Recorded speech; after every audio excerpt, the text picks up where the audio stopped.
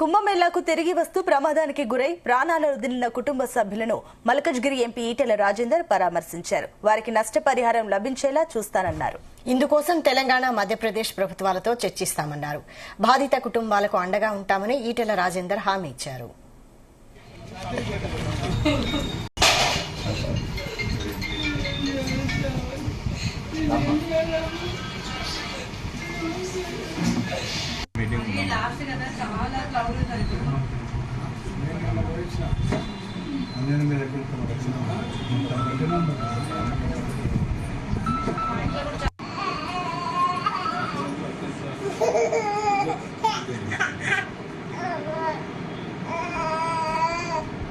కుంభమేళ ప్రతి 12 సంవత్సరాలకు ఒకసారి ప్రయాగరాజ్లో సరస్వతి, యమున, గంగా ఈ త్రివేణి సంగమంలో 144 సంవత్సరాల తర్వాత మహాకుంభమేళ జరుగుతూ ఉంది.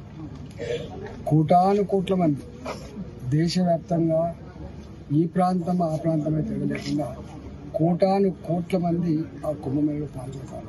తెలంగాణ నుంచి, మరీ ముఖ్యంగా హైదరాబాద్ నుంచి, కాకతీయ నుంచి పాపం వాళ్ళ మిత్ర బృందం అందరూ కూడా వాళ్ళ ఫ్రెండ్స్, తెల్లాలైతే బుద్ధుతో కలిసి ఉండేటువంటి ఫ్రెండ్స్ మహాకుంభమేళలో పాల్గొని వస్తున్న సందర్భం ఉదయం పూట అకారణంగా ఒక లారీ వచ్చి మృత్యువు వెంటాడుతూ వచ్చి వాళ్ళను అకారణంగా గుర్తితే దాదాపు 7 మంది చనిపోయింది.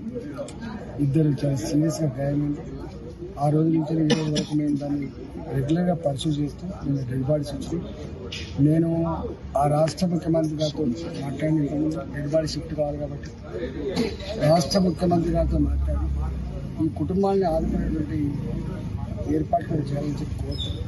అదేవిధంగా మహాకుంభమేళ సందర్భంగా అక్కడ జరిగిన ప్రమాదాల్లో కొంత సహాయ సహకారం అందించింది కాబట్టి నేను యూపీ గవర్నమెంట్తో కూడా మాట్లాడే ప్రయత్నం చేస్తాను.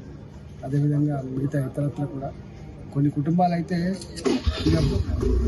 ఇప్పుడే పరామర్శించి వస్తుంది. తండ్రి లేడు, తల్లి లేదు. తల్లి 11 నెలలు చనిపోయింది, తండ్రి కూడా చనిపోయింది.